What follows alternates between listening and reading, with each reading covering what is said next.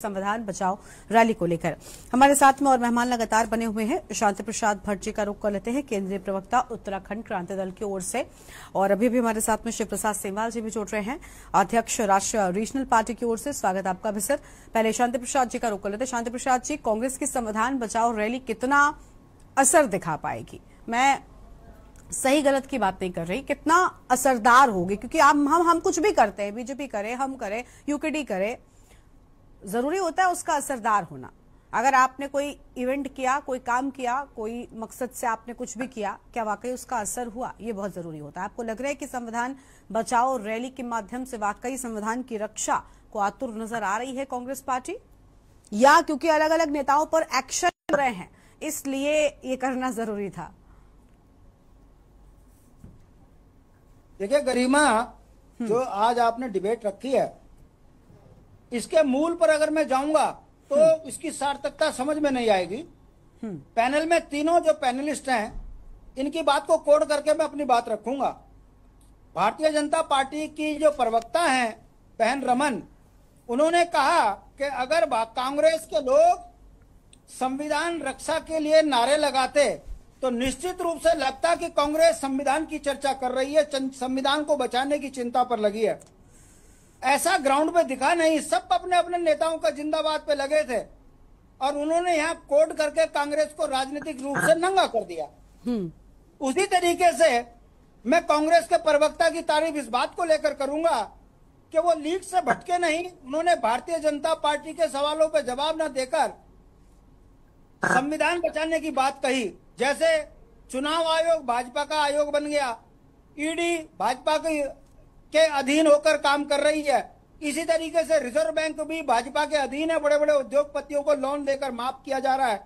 उत्तराखंड से लेकर देश के अंदर तमाम जगह संविधान नाम की चीज नहीं है। केवल भारतीय जनता पार्टी और उनके दो नेता जिस तरीके से देश को हाँक रहे हैं, वो देश के लिए बड़ा चिंता का विषय बना हुआ है। तो इसके लिए निश्चित रूप से कांग्रेस के प्रवक्ता बड़ी सूझबूझ के तहत अपने नेताओं को बचाते हुए उन मुद्दों को यहाँ पर बोल गए जो जरूरी थे इस आज के दिन में।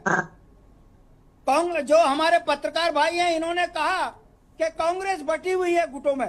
बिल्कुल सही कहा। हरीश रावत का गुट अलग है, किरण मेहरा का अलग है, गोदियाल का अलग है, प्रीतम का अलग है, और चुटवैये जिले तक के नेताओं के भी गुट अलग अलग है। इसमें कोई दो राय नहीं है। उन्होंने भी जो बात कही धरातल पे वो दिखती है। रही बात भारतीय जनता पार्टी की, देखिए भाजपा जिस तरीके से संविधान को रौंदते हुए पूंजीपतियों के पैसे के दम पर पूरे देश को गलत दिशा में लेके जा रहे हैं, इसका जो दुष्परिणाम है अब जनता भुगतने भी लगी है।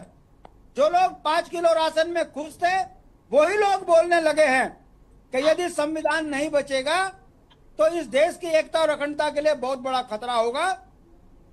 कहने का मतलब है गरिमा, इस समय पर देश बड़ा चिंतित है कि जिनको धर्म के नाम पे, हिंदू के नाम पे सत्ता दी है, वो उसके विपरीत काम कर रहे हैं। उत्तराखंड में अगर आप देख लिए तो सबसे ज्यादा भाजपा के शासनकाल में हिंदू प्रताड़ित हैं।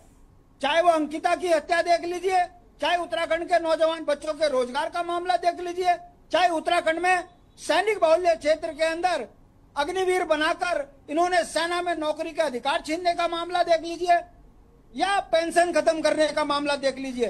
कहने का मतलब है अब देवभूमि के लोग खुद बोलने लगे हैं कि जिनको हमने हिंदुओं के नाम पर वोट दिया, यही पार्टी उत्तराखंड में हिंदुओं का विनाश करने पर उतारू हो चुकी है। अब इस पार्टी को उत्तराखंड में रहने का कोई अधिकार नहीं है। आज कांग्रेस के द्वारा जो संविधान बचाने की बात कही गई, यदि इनके बड़े नेता वाकई संविधान को आधार बनाकर मुद्दे बनाते तो इस रैली का एक सार्थकता दिखती।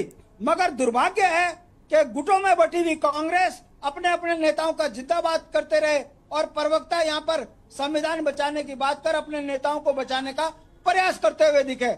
दुर्भाग्य है, इस राज्य के अंदर राष्ट्रीय पार्टियां देश को लूट रही हैं। हमें उम्मीद है कि जिन मूल्यों के लिए राज्य मांगा गया है, उस दिन क्षेत्रीय दल की सरकार बनेगी तो निश्चित रूप से देश से लेकर राज्य में उत्तराखंड की तकदीर और तस्वीर बदलेगी। हर व्यक्ति को लगेगा कि हम अपनी सरकार के माध्यम से विकास से जुड़ रहे हैं। दुर्भाग्य है, राष्ट्र के नाम पर लूटने वाले लोग आज सत्ता में आगे बढ़े हैं। कमोबेश कांग्रेस का भी वही हाल है। यही कारण है कि इस डिबेट में बैठे तमाम लोग जो बात कर रहे हैं, विपक्ष के नेता होने के नाते मुझे उनकी बातों में सार्थकता दिख रही है। यही कारण है कि कांग्रेस अपने आप को कहीं पर भी स्थापित नहीं कर पा रही है। गरिमा जी। ठीक है सर, लौटेंगे आपके पास में। शिव प्रसाद सेमवाल जी भी अध्यक्ष